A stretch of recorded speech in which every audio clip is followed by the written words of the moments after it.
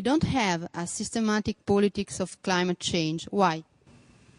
Well, because we don't have in the industrial countries a clear understanding of the changes and innovations that we need to make if we're going to accommodate climate change and control emissions within the orthodox democratic political process. So we've got an immense number of problems to think about. How do you plan for the future? How do you plan without having dogmatic planning? How do you overcome the divisions between political parties when policies change from party to party? How do you rouse the public? Because most of the public, by and large, are indifferent to climate change. It does not affect their everyday behaviour. How do you deal with the problem of the fact that climate change is going to happen anyway? Italy is a kind of frontline country, is a Mediterranean country. You're probably going to get more heat waves down the south, many problems to do with that. The whole cluster of issues which we still are some way off resolving, and therefore, to me, there's an enormous gap between the rhetoric of political leaders and the reality on the ground of what we're accomplishing. Why politics as usual approach is insufficient to tackle this problem? Well, politics as usual, we know, is just going on as before, which is a tremendous division opening up between what we're actually talking about within the industrial countries and the threats which climate change and energy security pose to us.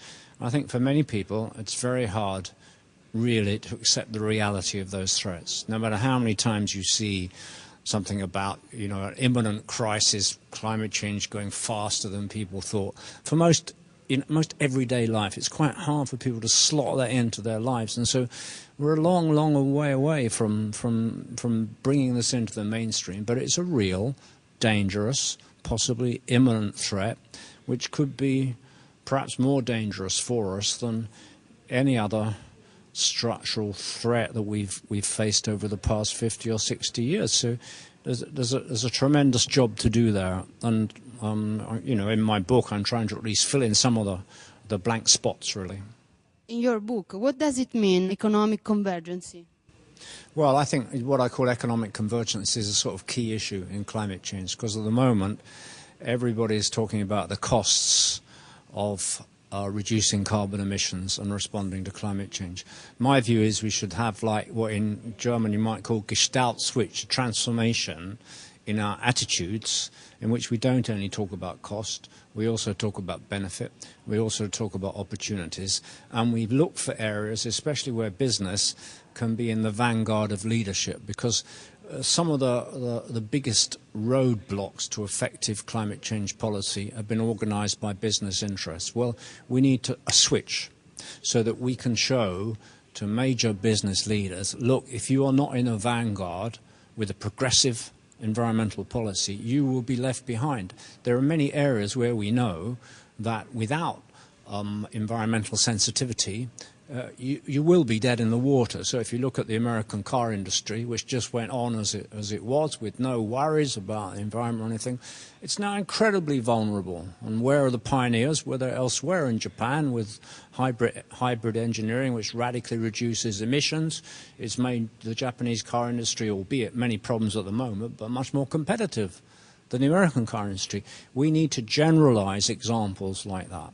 And that will reduce some of the problems which stop the developing world from coming on board with trying to cope with climate change, because they see it as a cost. And they say, well, you, the developed world, has to bear the cost because you put most of the emissions there in the first place.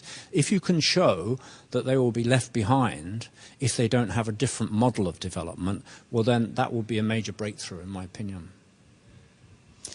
Economic recession and climate change, what is their relationship likely to be?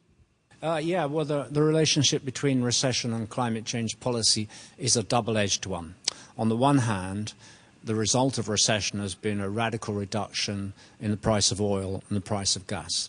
That means that people are merrily going on driving their cars as though there is no tomorrow. That means there's no incentive to economize on heating your home or air conditioning your home.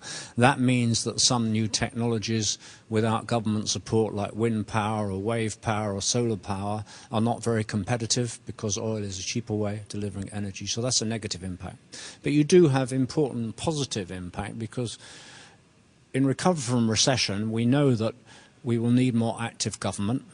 We will need more planning for the future, just what we need for energy and climate change. And we also know, I think, that leading the way out of recession through the stimulus packages that governments are introducing around the world, chunks of those stimulus packages, as suggested by President Obama in the United States, can be spent on climate-friendly initiatives, which are insulating homes, building better transportation system, transforming existing industries, lowering dependency on coal and oil and other fossil fuels as a project for the future. So there is an important overlap there with a positive recovery from recession.